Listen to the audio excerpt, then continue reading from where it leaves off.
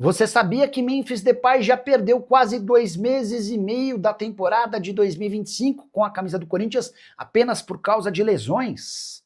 O atacante holandês foi baixa mais uma vez na derrota por 3-0 para o Cruzeiro nesse domingo. Sexta lesão diferente do atleta, que desfalcou o timão em 73 dias da temporada. E olha que eu estou me referindo apenas a contusões, excluindo as viagens para defender a seleção holandesa em datas FIFA. O Memphis já teve um entorse no joelho, uma lesão na coxa direita. O entorse no joelho é a lesão de agora, ele sofreu no jogo contra o São Paulo. A lesão na coxa direita, 21 dias de ausência. Lesão na coxa direita, mais uma, outros 25 dias. Entorse no tornozelo direito, 14 dias. Trauma no pé direito, 7 dias, além de um trauma no tornozelo direito, 6 dias. Importante registrar que o Memphis Depay tem o maior custo do futebol brasileiro, ele ganha mais do que o Neymar. O Corinthians desembolsa com o holandês cerca de 6 milhões de reais por mês. Se a gente somar os 2 meses e meio de ausência por conta das lesões, mas no mínimo 1 mês de ausência por conta de datas FIFA, me dá para constatar que dos 11 meses do ano, o Corinthians não teve seu principal jogador por 3 meses e meio. Só para piorar, sem Memphis Depay, o Corinthians tem amargado jogos bem ruins, como por exemplo a derrota por 3-0 contra o Cruzeiro, e só não foram 4-0 por conta de uma anulação de um gol do Sinisterra de forma meio absurda.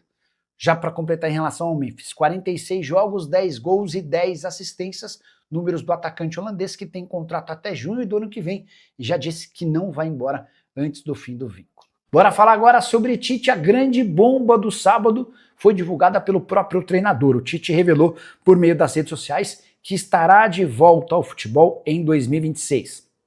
Tite, você lembra, chegou a se acertar para trabalhar com o Corinthians, mas na madrugada em que embarcaria de Porto Alegre para São Paulo para se apresentar ao timão, ele acabou passando mal.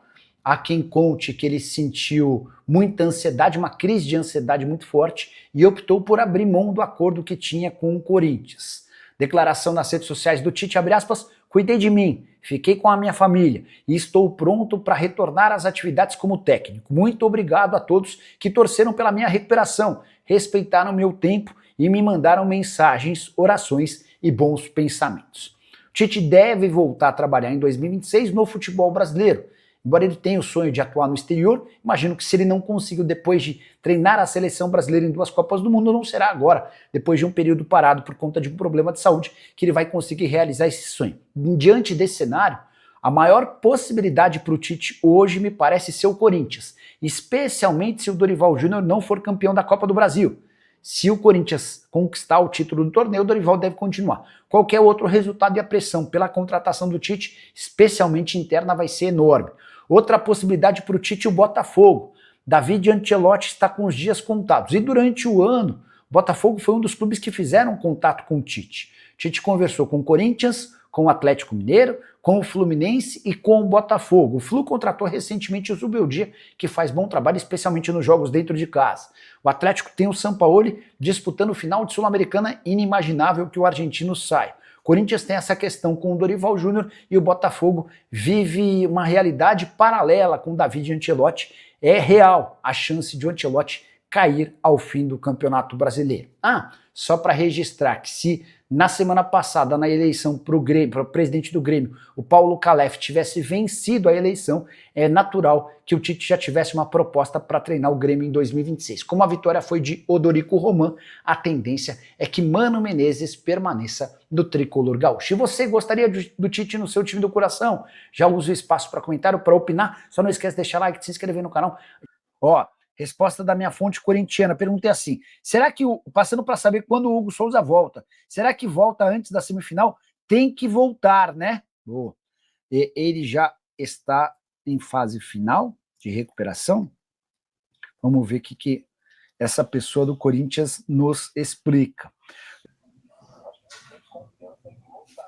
Só um pouquinho sobre o Hugo. O Hugo Souza não está jogando pelo Corinthians por conta de uma paulistinha. É muito louco isso, né? Porque uma paulistinha não costuma tirar ninguém por tanto tempo como o Hugo. E ele tem treinado. Essa pessoa acabou de me informar. Mas o Hugo não sente confiança para se colocar à disposição para os jogos. Enfim. A Karina 730, boa noite, tudo bem? Tem alguns jogadores na mira do Corinthians caso caia o transfer? Sim, alguns, tá? O Corinthians busca volante, o Corinthians busca meia, o Corinthians busca especialmente atacantes de lado de campo. O Michael é um alvo, especularam Wesley. O Michael até tem vontade de jogar no Corinthians, esteve perto em outros momentos, mas o Flamengo, para negociá-lo, vai exigir uma compensação financeira. Acho que o negócio, a partir daí, não sai. Sobre o Wesley, jogador revelado no Corinthians, vendido por 20 milhões de euros para o Al Nassr. O Al Nassr tem a intenção de negociá-lo, mas difícil imaginar que possa haver um negócio com o Corinthians diante de toda a dificuldade financeira. O Corinthians vai buscar reforços gratuitos ou muito próximos disso, desde que consiga derrubar o transfer ban. Só para vocês entenderem, hoje, para derrubar o transfer ban, o Corinthians precisa de 85 milhões de reais, mas é possível que até janeiro essa cifra seja maior, porque o Corinthians tem outras 4 condenações prestes a serem efetivadas. O Anderson José da Silva Nicola, boa noite. As negociações entre Corinthians e Caixa pelos name rights avançaram? Você pode confirmar? Anderson, Corinthians está aguardando uma posição da Caixa. Por ser um banco estatal, qualquer decisão é sempre muito demorada. Corinthians apresentou 2 projetos. O primeiro deles, Caixa assume por 10 anos os name rights do estádio e em 10 anos essa dívida do Corinthians para com a Caixa zera. Seria o mesmo que dizer que cada ano dos name rights valeria 70 milhões de reais. Tá? Segundo a proposta, o Corinthians se colocou à disposição para pagar os quase 700 milhões de reais que deve em 88 anos. Parcela de 10 milhões de reais por ano. Essa proposta, duvido que vá ser aceita, né? Não faz muito sentido. E sobre a renovação de Angeleri, a pergunta da Karina. Karina é o seguinte, o Angeleri, quando ele rescinde o contrato com o Getafe para fechar com o Corinthians, ele abre mão de um dinheiro. E a promessa do Augusto é de que, na renovação do contrato, o Corinthians resolveria essa questão e daria ao argentino um aumento salarial.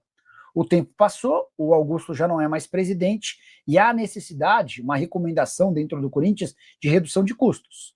Então o Corinthians hoje não se sente confortável em dar um aumento para o Angeleri para renovar o contrato. O que o Corinthians está propondo para o Angeleri é a manutenção do atual salário. O Angeleri fala, pessoal, vocês tinham me prometido. Não vocês, mas o clube tinha me prometido.